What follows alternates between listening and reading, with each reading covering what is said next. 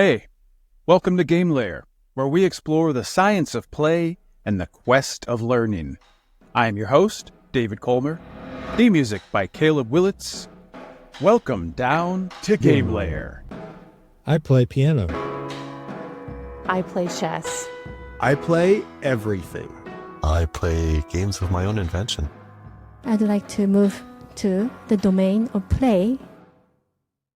My guest today is named Jazmin Webster. Jazmin is someone that I actually know personally. Jazmin got me started in some ways on this gamification journey, or she really helped me move it forward. In St. Louis, where I live, there is a local chapter of ATD, that's the Association for Talent Development. Now, Jazmin is the president of this association, and I went to a certification. It was through Sententia Gamification, and that was hosted by Jonathan Peters, PhD. Jazmin and I were both attendees in that session, and that's where we actually met. And we both, I think, realized that, that's a nice person. We both realized that we're both nice people. And we moved on with our lives. And then later in that same year, this was in 2024, I went to the national conference in New Orleans. And since Jazmin Webster is the president of the ATD chapter in St. Louis, she went also. And there was a special event in front of this really nice club. They had like live jazz music and really nice hors d'oeuvres and art and all the things. So I'm waiting in line, waiting for the bouncer to let me in. And Jazmin's just sitting up there on the porch. She's like, "Oh, hey, you." And I was like, "Yeah, I know you." And she's like, "I know you." And I was standing there with my boss, like waiting in line. And then we just kind of kept going. And we got into the party, and then I ran into her again on the rooftop. I was like, "I know you from ATD, aren't you?" "Yeah, the gamification thing." So it all kind of came together then. It really helped me get on the gamification line because I had some other players in my arena that were in my corner or supported me or helping me press play on all of this. So now, full circle, Jazmin said, "Can I be on the show now that you're having a show on gamification?" I said, "I would love that." And we had been talking a little bit about playing cards. She had this interest in playing cards. And I was like, "Okay, I like playing cards too." And she said, No. I'm talking about cards for reading the future or using cards to read your fortune." And I said, "Oh yeah, I've done that." So I have a friend named Karen. When I was out in Thailand, she's from South Africa. She read my coffee cup. There's an old, I believe it's a Turkish mysticism where you get really strong coffee. And it's probably the fact that you just drank so much coffee that you're like, "Yeah, I'll believe anything you say." It's not true. You get like a cup of coffee like this big. I'm holding my hand up. It's like maybe 2 or 3 ounces, fluid ounces at the most. And you fill that with ground up coffee that's like a powder. And you fill that with hot water then, and that's how you make the coffee. And then you drink it, and I'm sure you're consuming a lot of the powdered coffee. And when you're done, you turn the cup upside down on its saucer, and a lot of the coffee drips out. But then when you turn it back over, there's a line of the coffee. And that line you can read your fortune from. And my friend Karen had learned how to do this from a sorcerer. So she did that for me. And it's really kind of my first experience with having your future read or your fortune read. And I think this is really interesting. Number one, because you're kind of gamifying our perception. My perception of where I'm at in life and where I want to be. What are the players? And then also, keep looking over here at this book. So this is the book that Jazmin has shared with me. And I've paged through it. I've looked through it. And it all makes sense. I think what surprises me is this has a lot less to do with sorcerers and witches and a lot more to do with just basic spiritual thought. Any concepts of Buddhism and Christianity that I've had. So I'm like, oh, well, this is more in a line maybe with my worldview than I even thought. Even though I'm also cool with the concepts of fortune telling. What's cool about this is we are using a standard deck of playing cards, and I'm going to talk to Jazmin a little bit about that in the show. I have 2 decks of cards. One of the decks has historical relevance. It has a profile of St. Louis City on it, and I have had it a long time. It's been in the family a long time. And when I moved to Thailand to teach English for 7 years, I brought that deck of cards with me. It's like, "Oh, you want to see St. Louis? I have it right here on this deck of cards." So they traveled all the way to the other side of the world with me, and then they came back. So from my perspective, those specific playing cards have a history. And then another deck that I have, which I'm going to present both of these decks to Jazmin, and she can tell me how we're going to use them, is I was at the Dollar Tree right after talking to Brett Wardle. He's a TED Talk speaker. He presented at the GameCon this year, 2025, and he's going to be on the show. And I listened to him speak a few times, and I picked up on this trend that he loves the Teenage Mutant Ninja Turtles. So do I. We're brothers because of that. So when I was in the Dollar Tree, it should be called the $1.25 tree. I'm going to do some art around that. That'll be on the Substack. If you go to gamelayer.fm, you'll find that. Anyway, I bought the pack of cards at the Dollar Tree that have the Teenage Mutant Ninja Turtles on them. I paid $1.25. I want to use them for this fortune reading, and then when I'm done, I'm going to mail them to Brett so he has them. Without further ado, I present the Sensei, the Sorceress, Jazmin Webster. And I am here in my studio with Jazmin Webster. Would you like to introduce yourself? Yes, thank you, David. Sure. So, my name's Jazmin. I have worked in the training and learning and development industry now for 20 years. And, over the past 20 years, I've really focused a lot on personal development. And one way that I've explored personal development is through this science of cardology. Okay. So, and it's definitely something that, can help you learn more about yourself, how you communicate with others, and also about your personal relationships. Hey, Dave here. Does it bother you that Jazmin calls this a science of cardology? It bothers me a little bit, but at the same time, I'm willing to roll with it. Do I even believe in cardology? And does that matter? Not right now. It doesn't matter if I believe in this or not, because that is not the point. What is the point?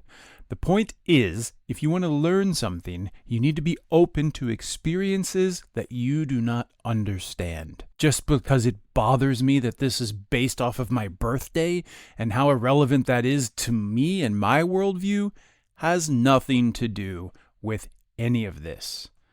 The point of this entire process is that if we want to learn, we need to remain open to new experiences, open to the realm of play. If we just start right out of the gate saying, I don't understand this, I'm going to shut the door, then we shut the door on the wider worldview and ultimately connections with other human beings. So I implore you, enter the state of play. Listen to others, even if it's something you don't understand, something you think you will never understand.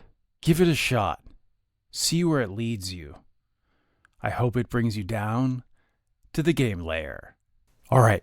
Thanks. Back to the show. All right. Tapping into your professional relationships, not just Sure. personal relationships. Yeah. And that's what we're doing today. Go out of my way to talk about, we're developing this close-knit group, a web of people, and you were the catalyst that got this all going. So I could almost peg the whole game layer show on you as a pretty big part of the creation of this. Wow. So thank you. You're very welcome. You're very welcome. And I would say it's all in the cards, Hey, there you go. Speaking of the cards, let's see what we have here. Could you introduce what we have in front of us here? Absolutely. So what we're looking at right now is called the spiritual spread of the cards. And I came to know about the cards through a friend of mine and also a mentor, Fatima Dantes, who founded an organization called Spade University. And through her company, through her organization, I've started to explore more about the meanings of the cards and how they relate to you. Now, I will start off by saying that each person has a playing card that is associated with them because of their birth date. So, because I know what your birth date is, I know what card is associated with you for the day of your birth. Wow. Okay? So there is a little bit more that goes into identifying your personality card, which is the one that most individuals might see or perceive you to be out in the real world. So this spread of cards right now is in the spiritual order, or the most perfect order when we think about the numbers, when we think about order of being. And I would start off by saying that these cards each come with a solar value. So from 1 to 52. So you can take any deck of playing cards and set up this spread, and then you could locate your card. Okay. So knowing that the Ace of Hearts is the first card in the deck, being that represents the number 1. The card that ends the deck is the 52 card, which is the King of Spades. So we're going to start off kind of talking a little bit about what we have arranged right here. Okay. Okay. So to start off with, the top row is called the crown line.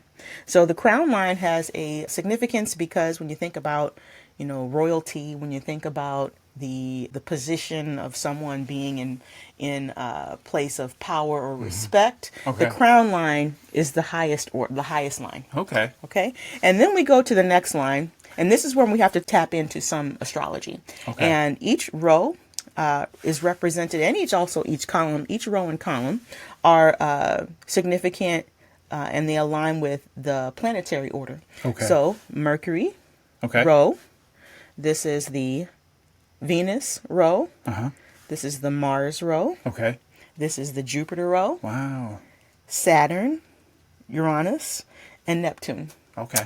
And the same order would follow if we were to go vertically, but starting at the right side. So this is the Mercury row. This is the Venus row. This is the Mars. This is the Jupiter. This is the Saturn. This is the Neptune. And this is the Uranus, and this is the Neptune. And then I have a question. Pluto is a dwarf planet, right? And so you made me think of Pluto, but it's really recent that we discovered that Pluto is a dwarf planet. Yes. So when this all came together, had they not and maybe discovered Pluto yet? Or Well, Pluto actually is incorporated in here. I didn't mention it in the Okay. order here, Okay. but Pluto is a relationship that we can talk about. Pluto is the planet of transformation in our card system. So okay. you can think about Pluto because of how far and how distant it is away from the sun. The impact that it could potentially have, it can be transformative because how much pull how much energy it takes to have Pluto really orbit the sun. Okay. So Pluto Interesting. is involved with this card system, but you will not see it here laid out in the columns and the rows, but we will talk about Pluto. perfect. Yes, thank you for asking. Yeah. Now that we talked about kind of the layout, and I also mentioned that each card has its own solar value or a number, we also have to think about how the planetary energies connect with the cards. If the Ace of Hearts is here and it's in the Mercury row and in the Mercury column, this would give us the energy of communication. Mercury is the planet of communication. Okay. So you can tie in some of the astrological references to the planets when we think about these card systems. Okay. Sure. Okay. So knowing that this is the perfect order or the heavenly order or the spiritual order, this is not necessarily where we find ourselves every day in the real world. So there is another spread called the life spread or the mundane spread, depending on who you talk to. And that will give you your placement in the real world and how you connect to cards that are beside you, to your left or to your right. So I was thinking reality. Yes. It's kind of like reality. The reality. Exactly. spread. The reality. Okay. So I have to ask a question. Are Yes. you okay with me bringing up your card to the front? Yeah, that'd be fine. All right. So based on your birth date, your card is the Six of Diamonds. Wow. So here is your giant Six of Diamonds I have right here for you. Awesome. So you know that is your card. I'm going to take this home with me. Yes, you Even though should. I'm already in my basement. Yes. Awesome. So your six of diamonds is your card. And so this card, when we think about where it is placed in the spiritual spread, this card is in the middle row. Okay. The middle column. This middle column is the Jupiter column. Jupiter. Yes. And then it intersects with this row, which is the Saturn row. So what we know about Jupiter, when you think about Jupiter in the sky, what comes to mind? I think it's pretty big. Yeah. I mean, it's close, isn't it? Yeah. It's close to us. Yeah. It's not that far from the Earth. So. Right. And then Saturn has the ring. Yes. I mean, that's an easy one. That's very low-hanging fruit. Yes. About my astrological knowledge. Yes. And I am completely a novice here. Just know that I have studied with a couple people that are really more experts than I am. That's fine. And I'm definitely sharing this knowledge just to, of course, have a conversation with you and play a game with the cards. And we're gaming life. Yeah, I love it. We are gaming life. Yeah. So the Six of Diamonds, because Okay. it sits with Jupiter. Okay. Jupiter, you said it's big, right? It's the first thing that came to mind. Yes. It's Yeah. the planet of expansion and growth. Oh, wow. Yeah. So it aligns with kind of what we know about the planet when you think about its visual appearance, right? Okay. So the Six of Diamonds sits in a place of expansion and growth. And at the same Interesting. time, you sit in a row, Saturn. Saturn, if you you think about Saturn and you think about a circle and you think about the rings, Okay. the rings are continuous, Infinite. and you might have lessons to learn. And when you think Yeah. about lessons, you might want to think about karma. So Okay. you think about the Saturn, the rings, karma, the return. You're going to learn a lot of lessons. Yeah. If you have any cards that fall in a Saturn position. Maybe okay? that's why I'm in learning and development. Could be. There it is. You're always learning, right? I think so. Always learning. Yeah. So we have a card, the Six of Diamonds, Okay. which is in the Jupiter column and in the Saturn row. Okay. So you have some pretty big life lessons ahead of you, which is good. Yeah. Okay. Love it. Now, this system also ties into numerology. I kind of hinted at that when I said each card has its own value. So thinking about the number 6, it's really 2 sets of 3, right? Sure. So when we have the number 3, 3 is a 2 and a 1. Oh, So, okay. Okay. So 3s tend to be decision makers. When you have a 3 in your hand of cards, typically it means that you could get involved with making decisions. Okay. Okay. And because you have 2 3s, you may be relied on to apply those lessons that you're learning to make very critical decisions. And that could be for you, your friends, family. People might consult you at times for decisions. Okay. And when it comes to the 6, the shape of the 6, some like to point out that the shape of the 6 has an opening at the top, right? Sure. So this means that energy can flow in. Okay. So this also means that you have things that are coming in, you have expansion, you have lessons that are coming in for you to learn. Okay. So that 6 could be very indicative of that. Okay. So we can explore more about the 6 of Diamonds as we talk through the life spread, or what's the reality. So we're going to do some shuffling of the card deck here in a minute and talk more about what's the reality. Awesome. Great. So we're going to take a pause here. We can maybe have a little bit of a musical interlude while Jazmin gets that set up. Is that correct? That sounds great. Awesome. All right. So while she does that, I actually have the can here. The can is a musical instrument that I purchased well, I was in Thailand, but I had to go to Laos to get one of these that was actually going to be suitable for playing for music.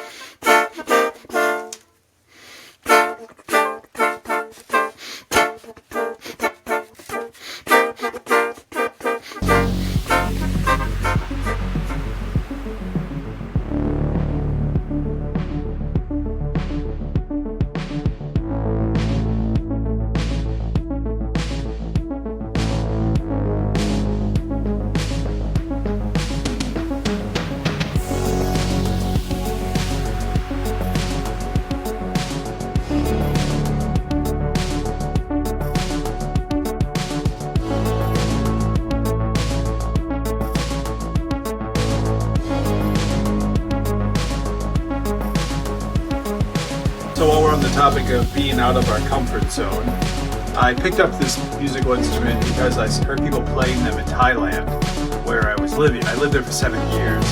And as I went to go purchase them in Thailand, I played them.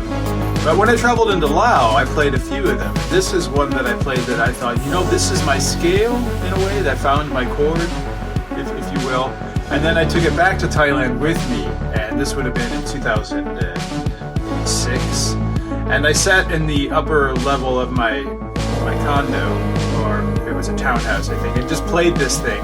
And I had a little multi-track recorder. It was actually what are those things called? Mini discs, I guess? They were digital, and I had a little condenser mic. And I would just play for hours and then listen to what I played.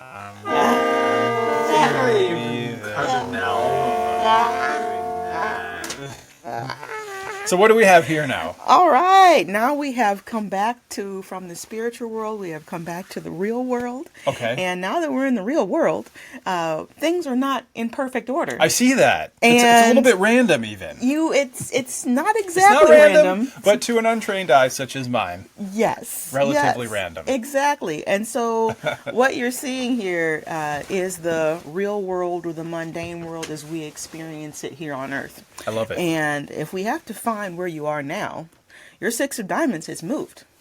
So you're no longer in the Saturn and Jupiter. So is that where I belong, maybe?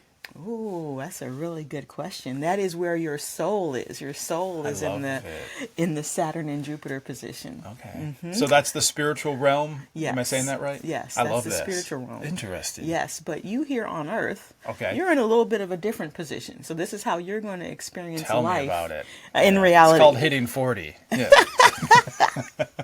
All right. So let's see. You actually have some similar planetary influences. If we look at the current spread, so let's count down again. So we're up here. It's Mercury, Venus, Mars, Jupiter. Whoop whoop. Still in Jupiter. Still in Jupiter. Still in Jupiter. Okay, I like that. And now let's see what column you would be in. So if we're starting from right to left, then this would be the Mercury column. So you're in the Mercury Jupiter position. Pardon me.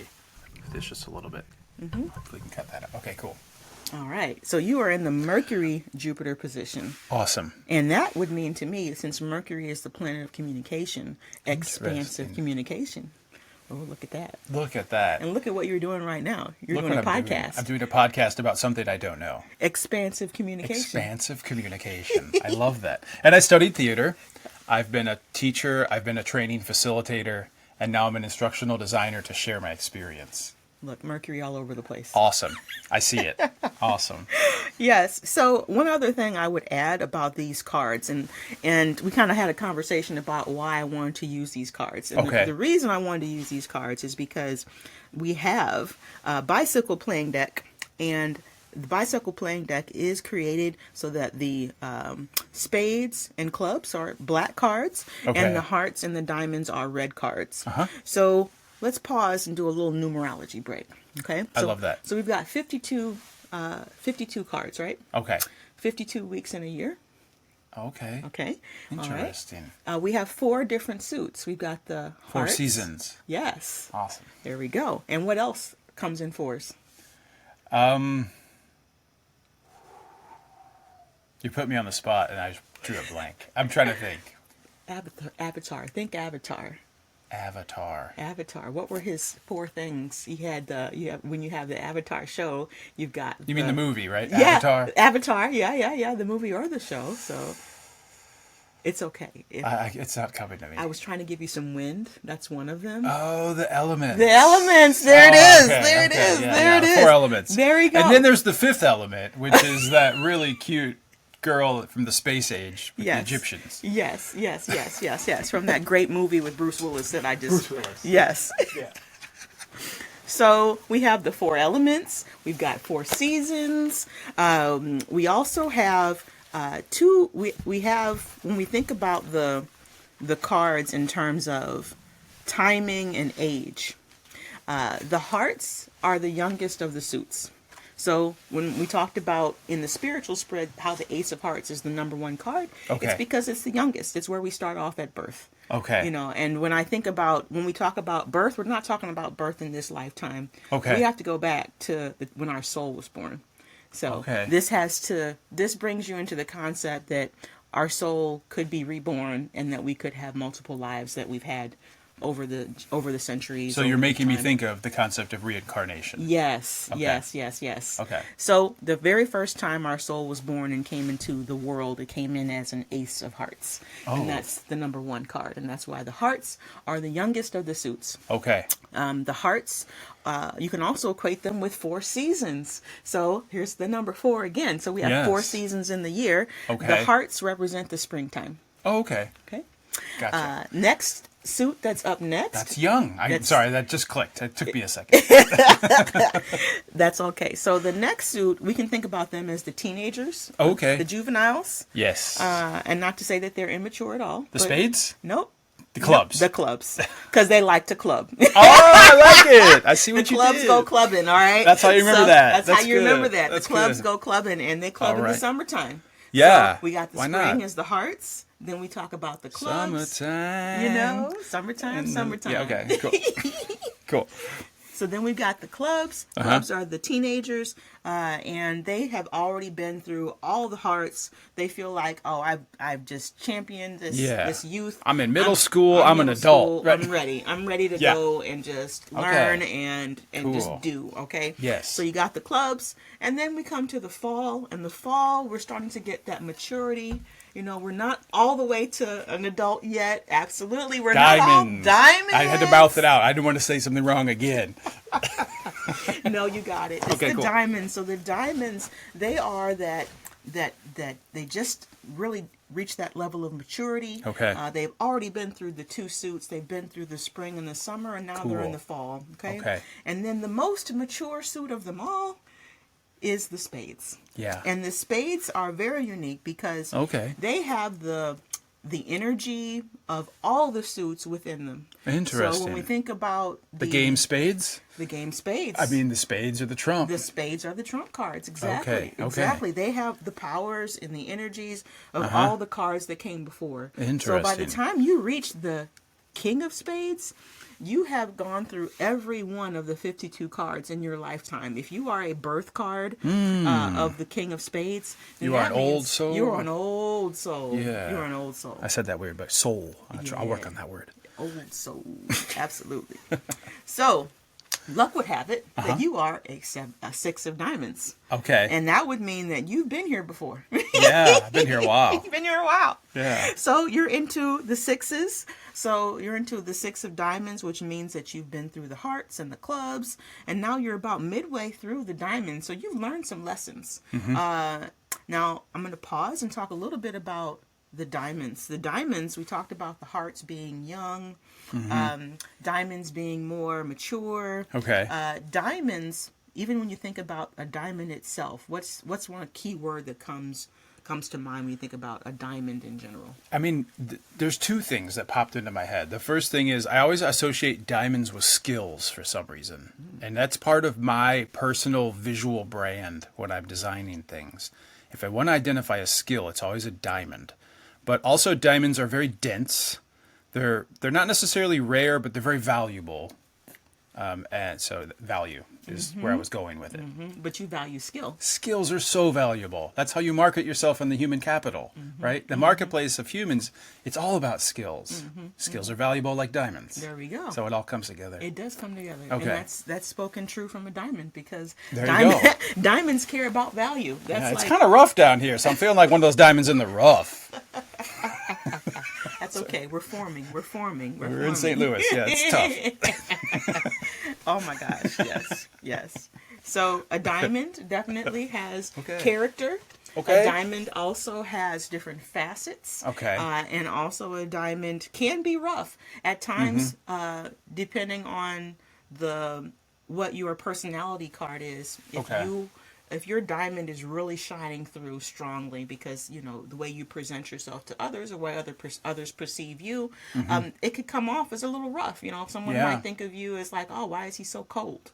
You know, why, Yeah. you know, or they get that feeling that you're being cold to them when you may Okay. not intentionally be trying to be cold. But that's part of the diamond, that rough diamond nature. I can get factual, so I can see that. Yeah. Lacking emotion? Does anyone ever say, are you showing your feelings or are you not having a feeling about a situation? I tend to have pretty big feelings, but I think sometimes the way I deal with it is, I'm not recognizing other people's emotions, maybe. Or they call me extra or bold or maybe touched. I've been called special. Been called a lot of things. Jazmin. Yeah. Have you ever been called a diamond? Not until right now. Yeah. Wonderful. So the diamonds definitely carry that energy of wanting to identify the value in a relationship. So when we Yeah. think about Okay. your partnerships, people that you work with, what is it that you're getting from this situation? Not to Yeah. say that you have to put a monetary value on it, but it could also be a value of a different nature. You know, Okay. whether you're learning something from that person, Yeah. whether that person is going to bring you value in terms of your growth and your development, since that's a strong interest for you. Yeah. So, Can I interject? Sure. Do you mind? You're reminding me of something I was actually thinking about this morning. I have deep thoughts when I brush my teeth or when I'm in the shower. I think we all do, right? And I was getting ready. I think it was actually this morning. And I was thinking about a discussion I had in episode 2 with Jonathan Peters. And he seeks power. And I don't. I give power away. And he's also into status. And I'm negative on status. So he has to have brand name. Whereas I'm kind of proud of my value purchases at Costco. So for me, it's all about what's the highest quality I can get for the lowest amount of money. diamond all It's day. all about value for me. Diamond So all it's just day. interesting Yeah. that I saw that correlation and I wanted to add in. Thank you for that. And then you should go listen to episode 2 if you haven't, because it's really good. It's on my to-do list and my playlist. But you're good. No, you're good. I wasn't talking to you. I was talking to the listeners. I'm just letting you know. Okay. Thank you, Jasmine. All right. So we have also to talk about the colors. So Okay, I started yeah. talking about the different suits. And Okay. I mentioned to you that the hearts are the youngest. Now Okay. the hearts and the diamonds are red. Red is an assertive color. Okay? Is it? It is. So when you think about any cards that are red, that red card can tend to be more dominant as the person in the relationship. So if you're thinking Interesting. about a partnership or relationship, friendship, the red card tends to be the leading person.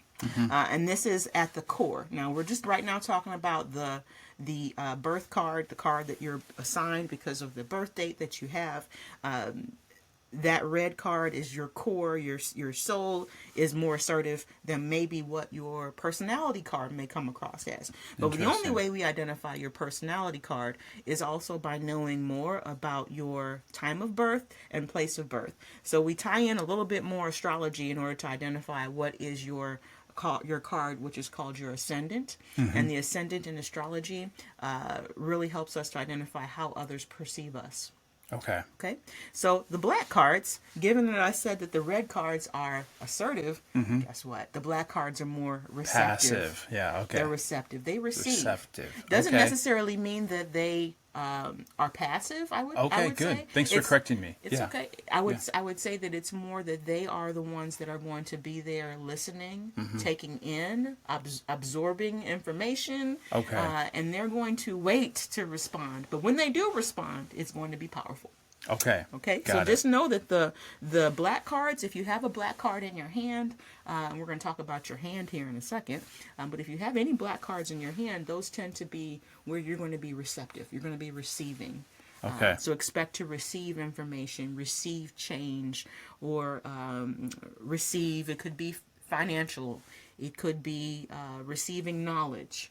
So there are different ways in which the black cards could play out. Can I ask a question? Sure. So they're receiving, and then when they respond, it's powerful. Is that because they're collecting the energy and like storing it? That's a great word. Collecting. Yes, collecting energy. Because it goes back to one of the motivators, right? The concept of game mechanics, you want to collect things. Yes. It's making me think of that. Yes, absolutely. It connects. It connects very well with the Reese motivation profile for sure. Right. And I keep that's why I brought up Dr. Jonathan Peters, just because this is making me think of that.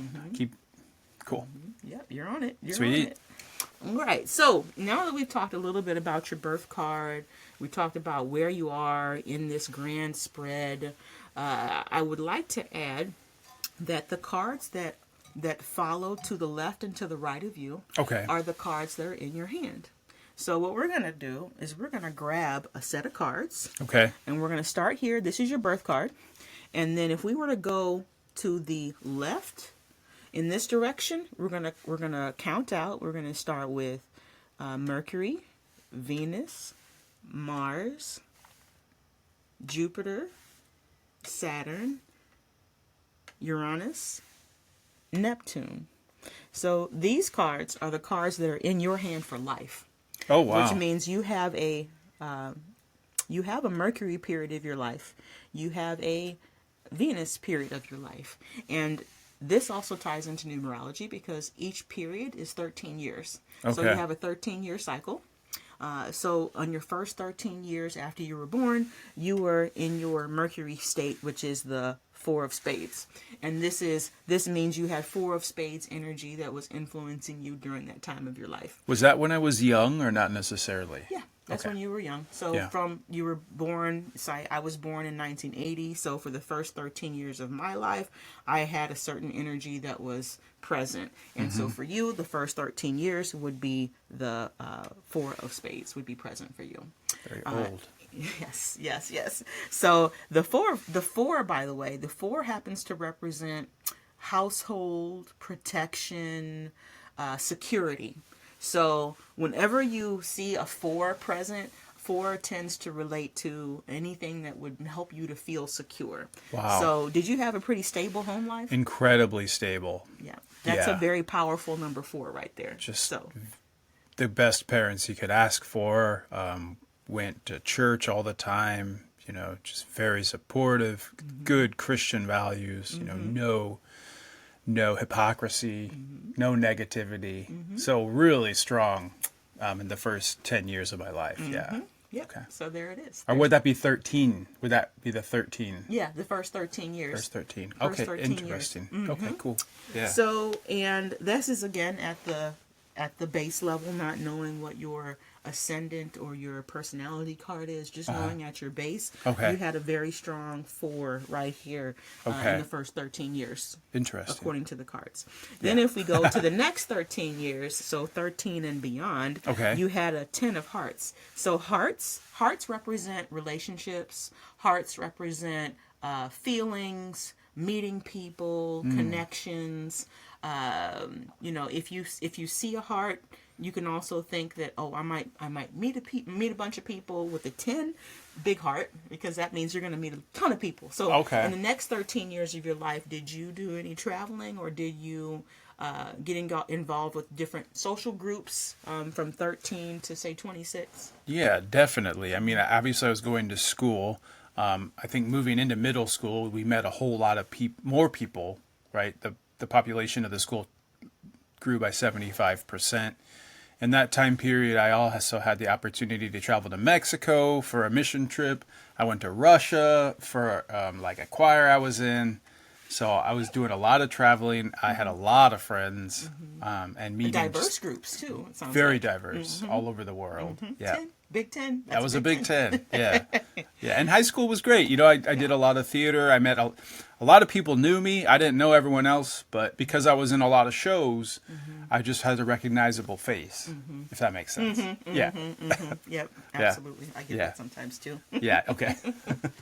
Yeah, so we got the 10 of hearts, which is in the Venus position, which would make sense. Okay. 10 of hearts being big, relationships, expansion, growth, because you're still in the, if we think about it, you're still in the Jupiter row. Okay. So expansion, big relationships. Okay.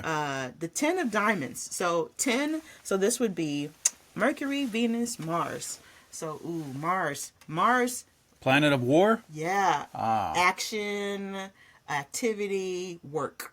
So you don't have to think of it as war as in conflict. You can think of it as, I'm going to do some hard work. I'm going to work hard. I'm going to put forth a lot of effort. I'm going to use a lot of energy. It doesn't necessarily have to mean conflict, but there's Okay. going to be a lot of energy involved with that, with Mars. So 13 and 13 would be 26. Yep. So I would have been 26 years old. Yep. I quit my job at a hotel and I moved to Thailand, and I started a whole new career teaching. It took a lot of energy. I was terrified. Yes, absolutely. So now the 10 of diamonds Okay. being in Mars, 10 diamonds. We did talk about diamonds being rough, Yeah. being hard, Yeah. also requiring a lot of energy. Yeah. Maybe you were rough around the edges. It sounds like you were rough. It was ragged. It was just kind of a working holiday. It was like I was acting like I was still in college for 7 years. I just traveled around all of Southeast Asia. I drove a motorcycle accidents, scuba diving accidents, Lots of crazy stuff. Drinking a lot. All the things. Wow, you put your body through a lot. So, I did. Yeah. I did. I yeah. probably should be dead. Oh wow. Well, you got a lot of lessons to learn from I made it you through. know? Yeah, I'm kicking. Yes. So I would also add, this could also mean savings. So were you saving around that time, seeing as how you were in a different country? Were you saving any money or doing any like financial, trying to protect yourself at all at that time?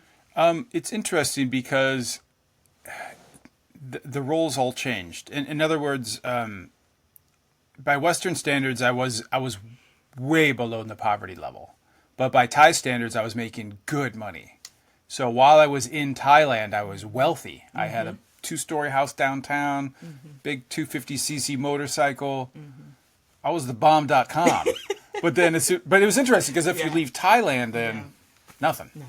Yeah. Wow. Yeah, well, it's perspective. It's like, Yeah. well, where were you? Well, you were in the Jupiter. This is the Jupiter position. So that's pretty powerful. All right. So we just talked about the 10 of diamonds. Correct. I'm going to bring you over to the 8 of spades. Okay. So as we recap here, we had Mercury, Venus, Mars, Jupiter. So you have an 8 of spades in Jupiter. Now, spades being one of the more very old, one of the more mature cards. They have all the energies of the prior cards in them. Okay. Also, it's an 8, and 8 is the symbol of infinity. Okay. So we have hard work. This is a card that would represent to me hard work and rewards. So the return on whatever you're investing is coming out of this right here. Okay. So this would have been, if we're thinking about age range, so this was 13 to 26, this was 26 to 39, and so this would mean this is where you are right now in your 13-year cycle. You're in the 8 of spades period. Okay. Yeah. I completed the party in Thailand. Yes. And then I moved back to the United States Yes. to raise a family. Yes. And the children are doing very well in school. I have less time for myself. Everything's for them now. I'm building equity. I bought a house, fixed it up, doubled the appraisal, moved to this house. I'm building equity in this house. So really, building out my real estate portfolio by hand. Wonderful. Thank you. Well, congratulations. Your hard work is paying off. Okay. Yes, indeed. Awesome. And so what is the infinite?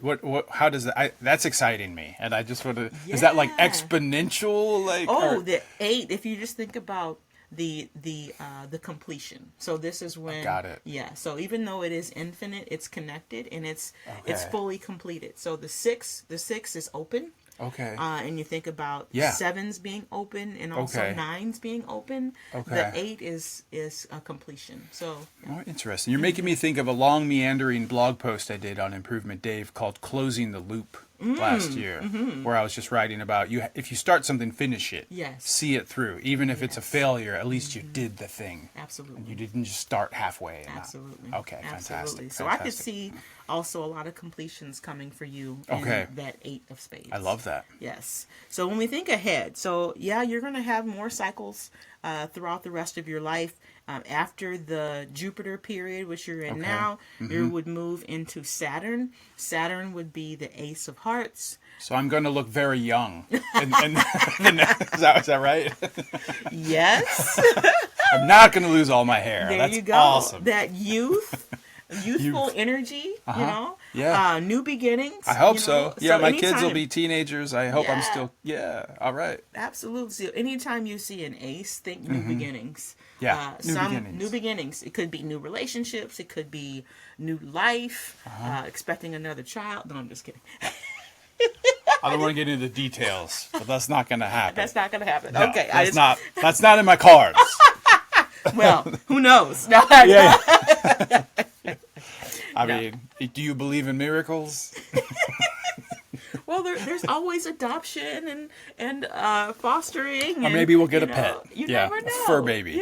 There we go. You never know. There we go. So you got the Ace of Hearts, new beginnings, new energy, followed by the Ace of Diamonds. So if this is in We said Jupiter, Saturn, and then this would be Uranus. Uranus is the planet of things that make us unique. So if you think about that, you and Uranus, you is about what makes you unique, what makes you special, what you bring.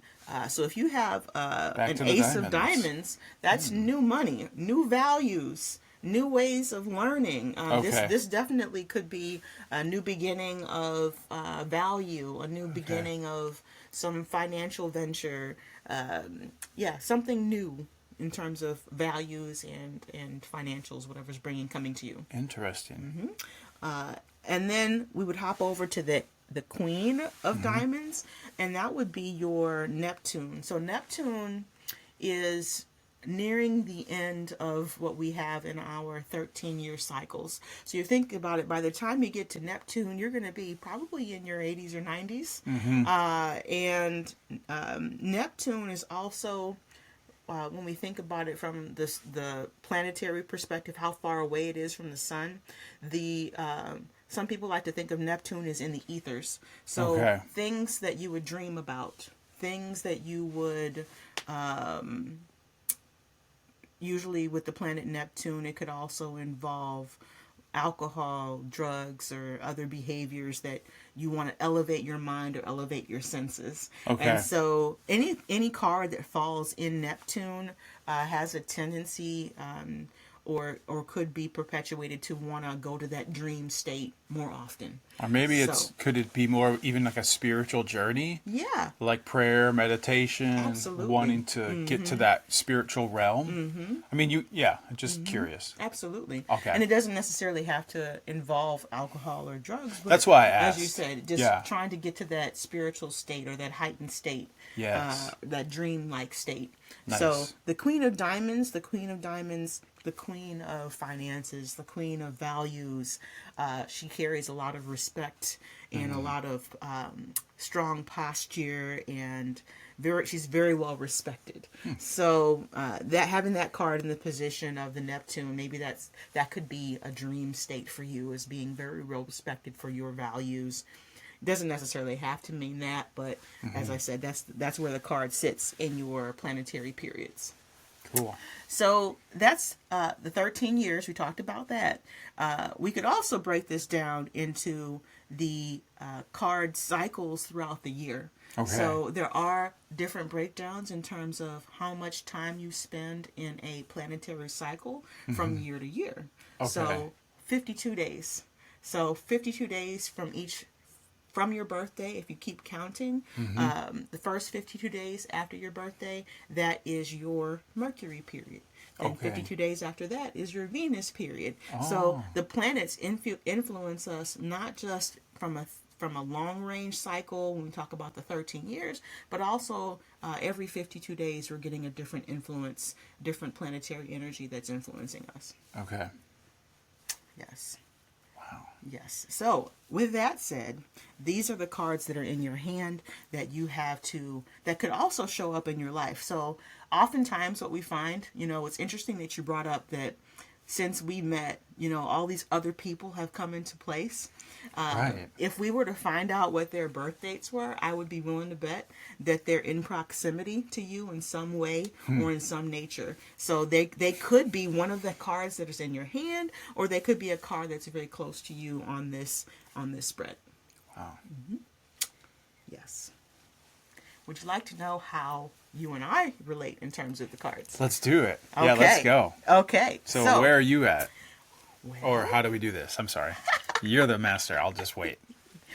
Well, it just so happens that you are a 6 of diamonds, and I'm a 7 of diamonds. Are you serious? Serious. What? Yes. Okay. So I'm definitely like your big sister, okay? And we were born in the same year. And we were born in the same year. That's awesome. Okay. For sure. So, with that said, there are things that you possibly could learn from me, and there's also things that I have to teach to you based on my position on when I was born. Okay. Now, how we relate to each other also is impacted and influenced by our ascendant cards. So Okay. without knowing what your ascendant card is, I'd be willing to bet that your ascendant card is probably somewhere in my spread, which Okay. means that we have some common energies that help us to relate to each other. Okay. And we're not that far away. So when we think about the placement of the cards on the spread, you're a 6 of diamonds here, and I'm a 7 of diamonds here. Okay. So I'm only about 2 cards away from you diagonally, if we're thinking about it. Yeah. Now, if my card was a 3 of diamonds and you were a 6 of diamonds, then we're not so close in proximity. Okay. It may be harder for us to get to know each other. Oh, okay. I will add one other thing about this map.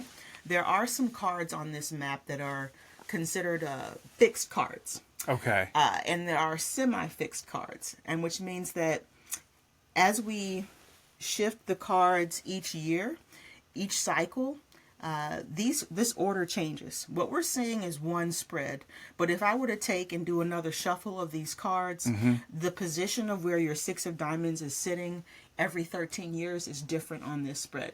Okay. You're a card that's going to rotate. In the opposite, I'm a card that will not rotate.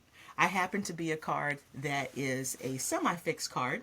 Okay, and semi-fixed card. Semi-fixed, which Okay. means I only rotate between 1 or 2 positions in any given year. Okay. I'm either here or I'm here. This is my karmic twin right here. So Oh, the wow. 9 of hearts.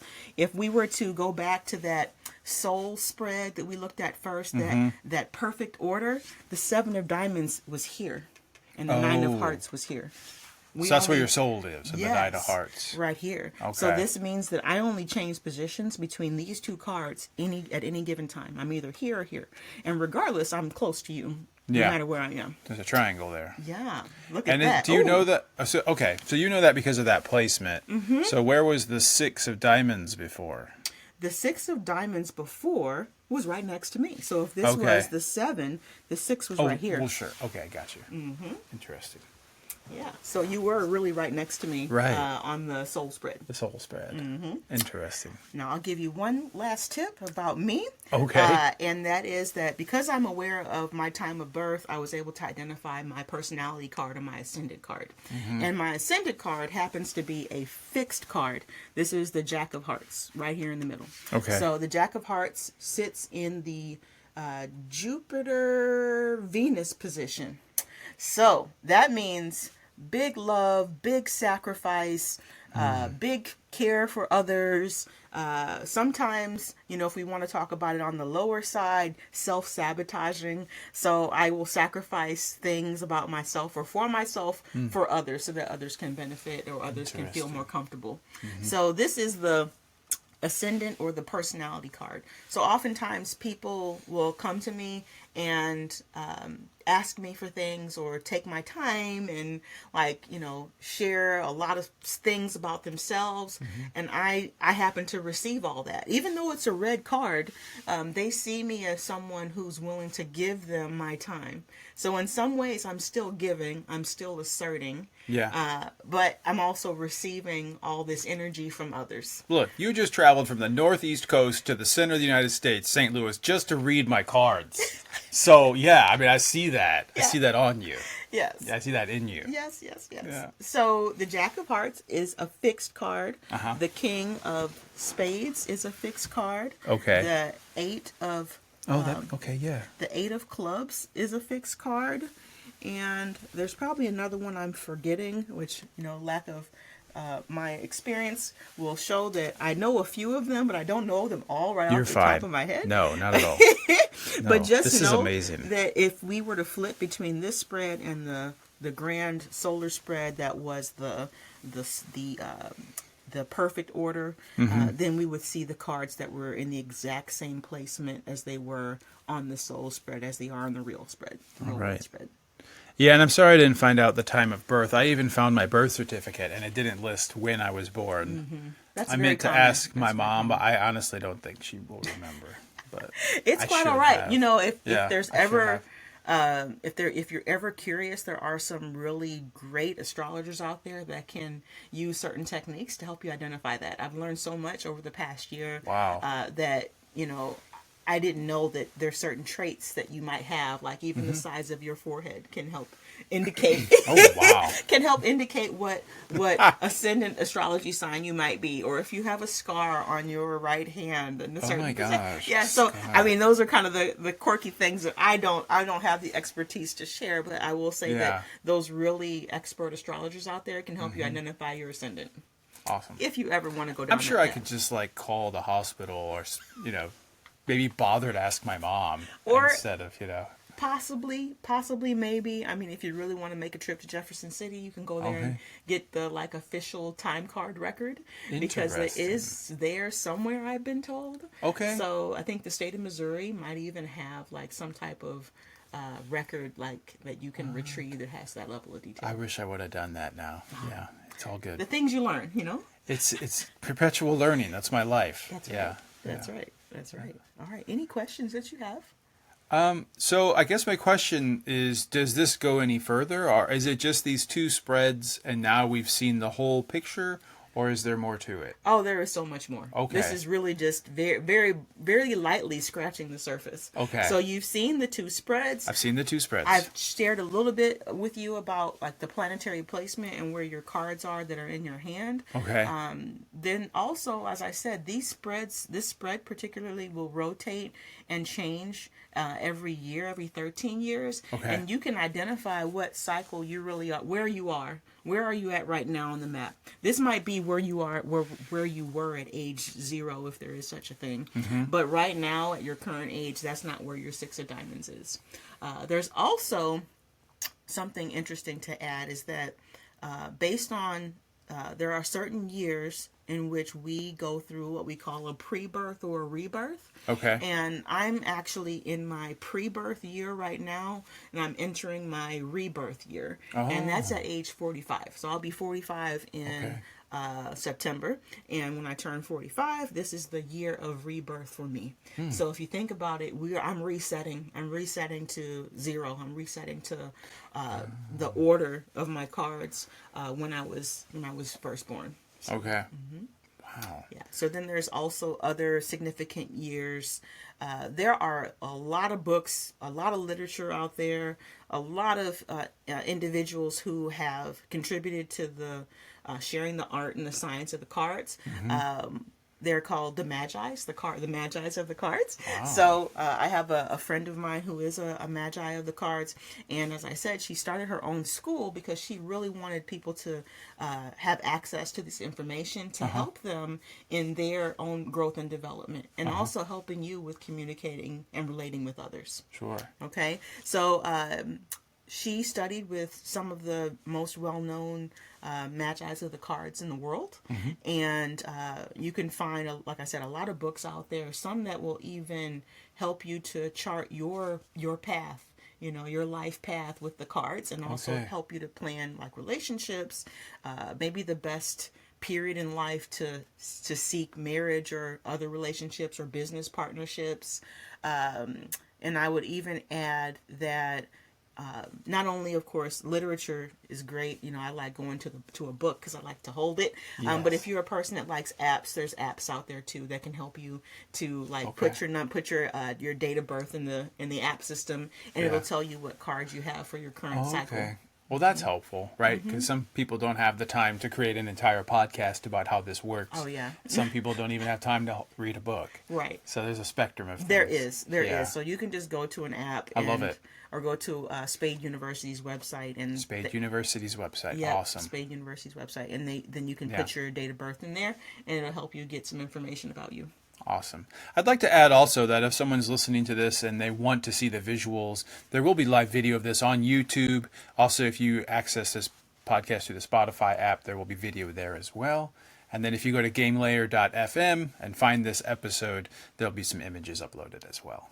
Just wanted to put that in there. Yeah, that's awesome. Yeah. Anything else, Jazmin, about how this all works? Oh, I could go on and on and on and on.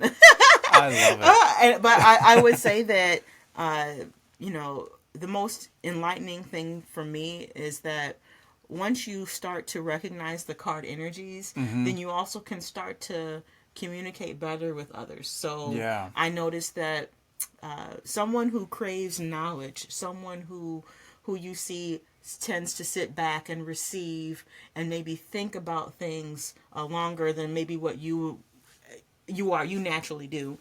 They tend to be in the club energy area. Clubs are about knowledge. So okay. so even though they're kind of in that learning state, if you think about juveniles and teens and adolescents, they are really in the state of learning about themselves, Right. Trying new things. Yeah. So clubs, I noticed that when I engage with others and I see that they need time to think, or someone says, hey, they don't seem like they want to be a contributor in a meeting because they're sitting back. It may not be that they are not engaged. It may be that they're a club and they just need time to process and absorb the information and then come back to you with a response. So, I know that there's other training and information out there about communication styles and preferences. It all aligns, I was just going to say that. You read my mind. This is a quadrant. And so it easily fits into the communication styles with the 4 colors.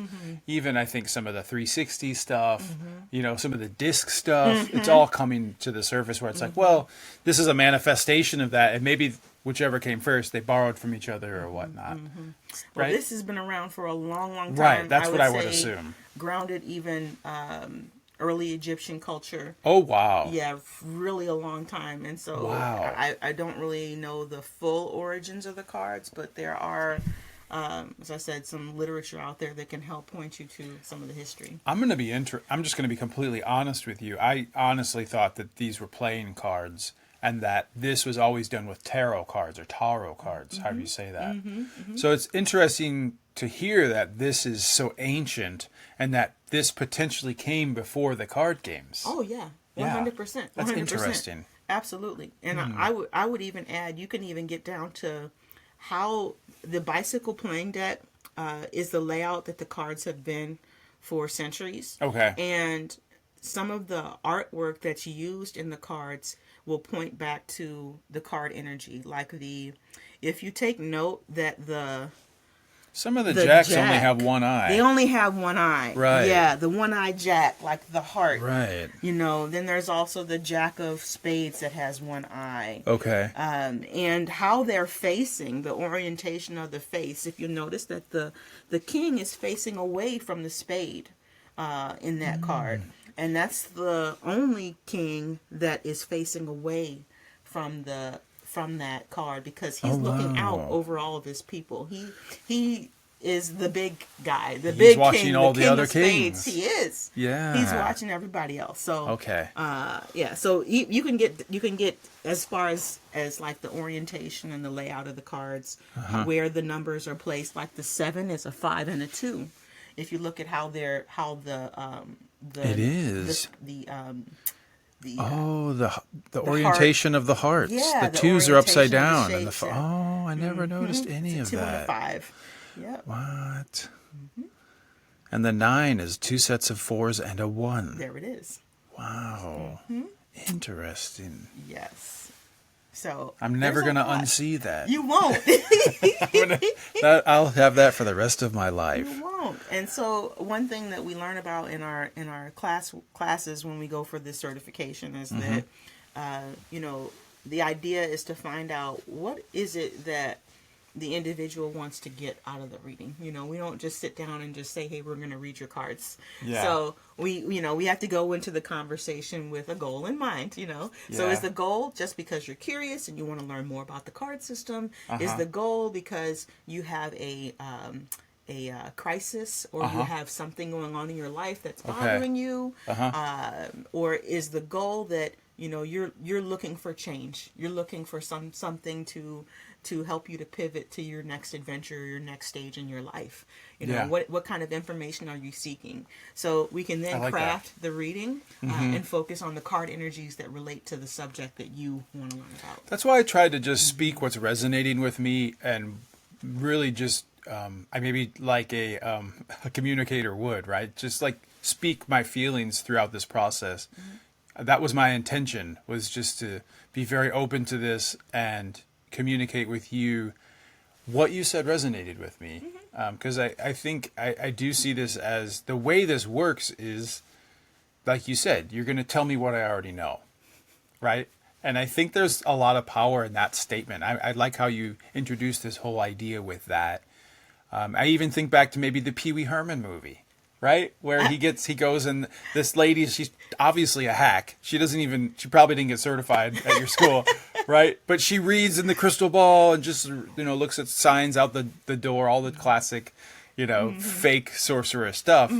But he still makes it to the Alamo, and he still goes to find the basement that doesn't exist in the Alamo, and he still finds his bike. So, it's like it's about having faith above anything else, and it's like people are going to throw garbage at you, and it's all about what you do with it. But I don't see this as any form of garbage. This is very interesting. And a lot of the power is my willingness to believe.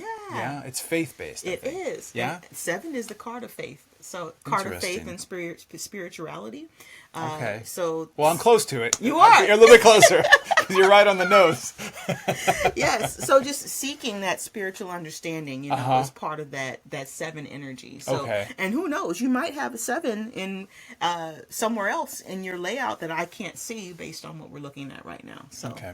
Yeah. I feel like I still have a question. So you said that the 6 of diamonds can kind of still come back into my life. So for example, I guess I'm in the 8 right now, the 8 of spades. Would that mean that these cards are all kind of moving around throughout the year? And then I could come back into my spiritual self, then I would become like the 6 of diamonds for that week? No. Well, is that how it works? Not exactly. That's the image I got. So I wanted to play it back to you. So to clarify, at your core, you are always the 6 of spades. So I am the 6 through diamonds moving through time. Yes. Okay. You're at your core. You're always going to be the 6 of diamonds. Okay. How you allow your 6 of diamonds to express itself is part of what you have in your control. Okay. And I will use some of the terminology that my mentor, she uses. And that is, you can think about when you think about it in terms of game terminology, you can think about the 6 of spades as your operator. Okay. And your avatar is your personality card that's running around out here in the world and trying to do stuff, trying to break stuff, trying to play. All right. Your avatar's out here. It's your skin that you're wearing that people see, how they perceive you, how they receive you. We don't know what that is yet.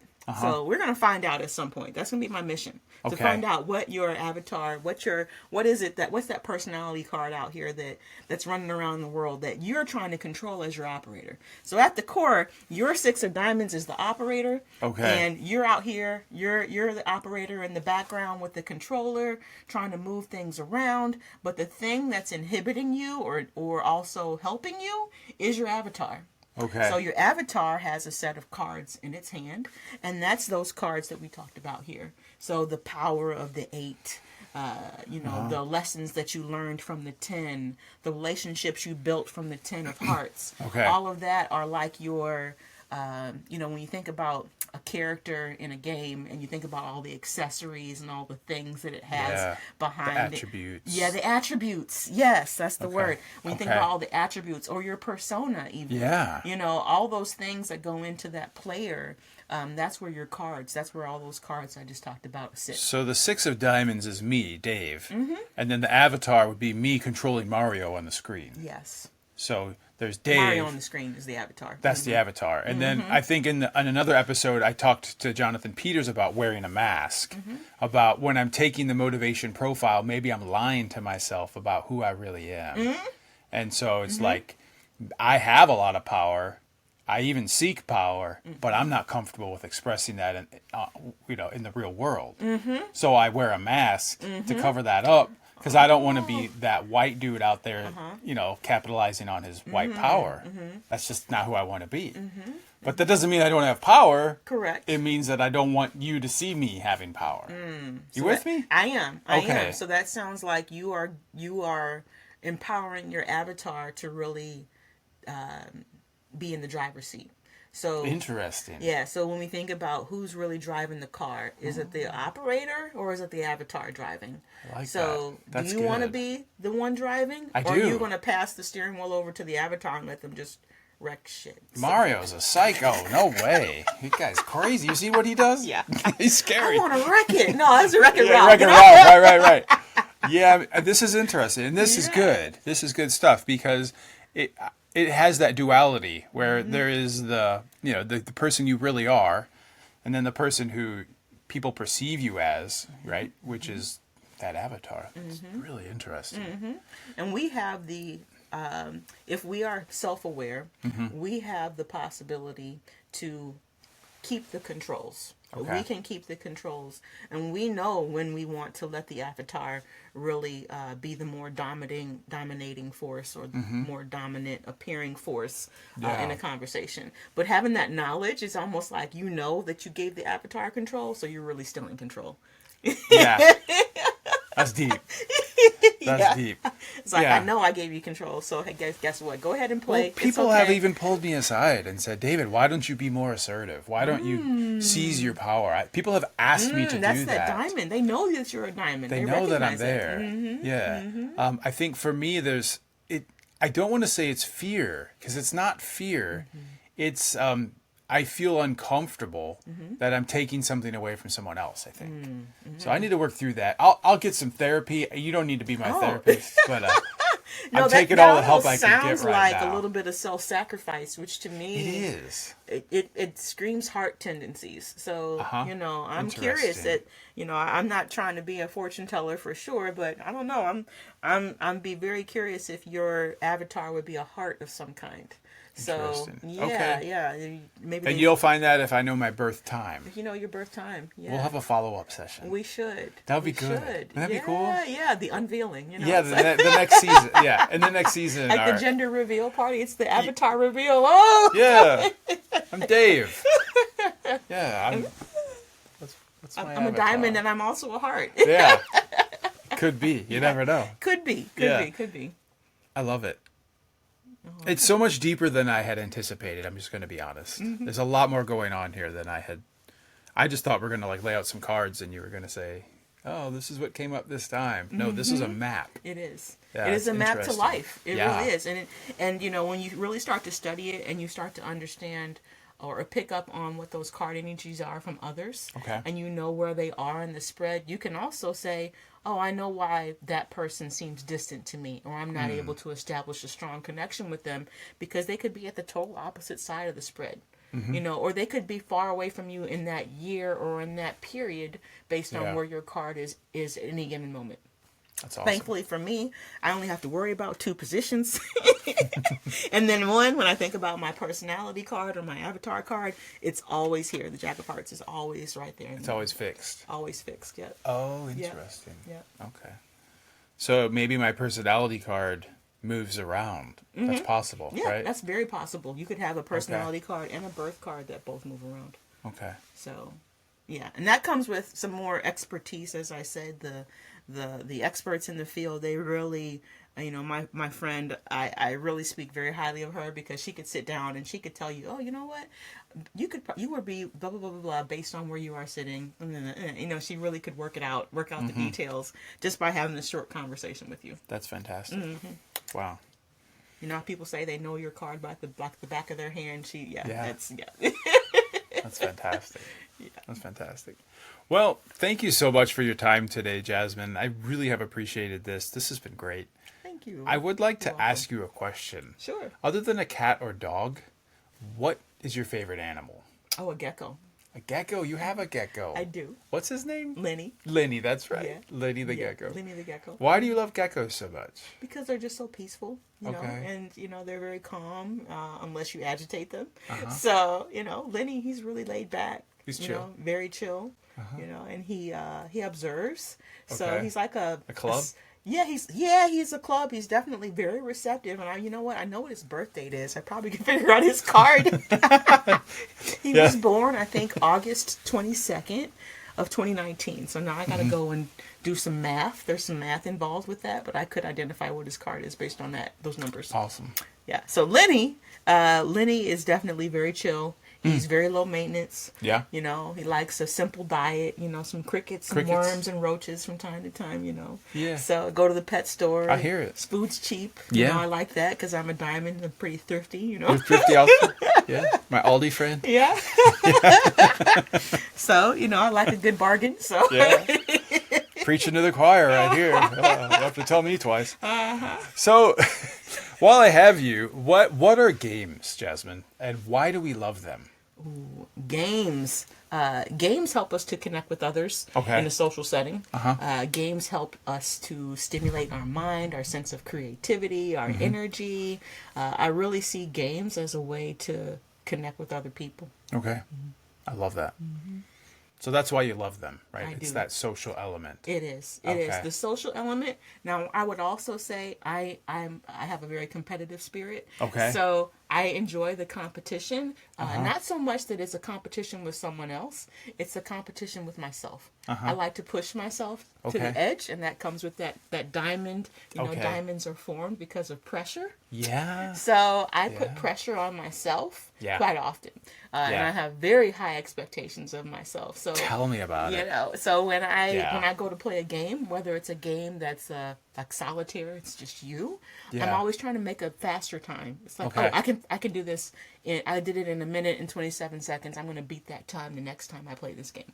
So I'm always thinking about the challenge. How Yeah. can I be better?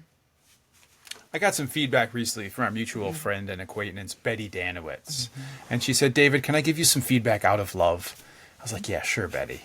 She said, David, you always make things way more difficult than they have to be. And that kind of stung, right? Feedback stings, but it helped me grow. And I've been thinking more about it. And I think it's that artistic process. I don't make this show because I really even want to. I make it because I have to. Every stage in my life, I've been making something. I mentioned the music, right? Before that, it was crazy little videos on a VHS recorder. Paintings. I'm always creating. And if I don't create, I lose my marbles. That's part of that making things more difficult for me. I have to do something. I have to be creating. Absolutely. And that, like you said, that's a way of creation. That's a way of expression. Yep. That's a way you communicate, and that probably Interesting. will show up somehow in the way your cards are for you. So Okay. This has been fantastic. Thank you, Jazmin. How can someone reach out to you? How can they find you if they want? please connect with me on LinkedIn. Absolutely. That's the best place to find me. I love it. All right. Well, you heard it straight from the Jazmin's mouth. This has been the what is it? The lay of cards, the map of cards, The spread, the spread. the life spread. It was right there in front of me. Yeah. It was right in front of me. Thank you so much. And I really appreciate it. I can't thank you enough. Oh, you're very welcome. It's my pleasure. Thank you, David. Likewise. Thank you, Jazmin. Take care. Cheers. And that's a wrap. Thank you so much for joining me for this episode of Game Layer. This is David Kolmer reminding you to stay present and never postpone joy. You can find transcripts of the show at gamelayer.fm. GAMELAYER.fm. Theme music by Caleb Willits. Thanks for listening. Now go, play. I play chess. I play Scrabble. I play fauteuil. I play everything. Hide and seek with my kids. I play the piano. I play board games. I play guitar. I smash it on the pitch. I play chess. I play Othello. I play all the Marios. I play Success Strategist. I play Street Fighter. Final Fantasy. I play games of my own invention. Games of my own invention. Games of my own invention. Games of my own invention. There are many ways to play. Going for a walk together, doing nothing together is also playing. Anything that can cultivate your feeling of joy, relaxation, where you feel more recharged after doing that thing, and I think you can consider as something that we play with. I'd like to move to the domain of play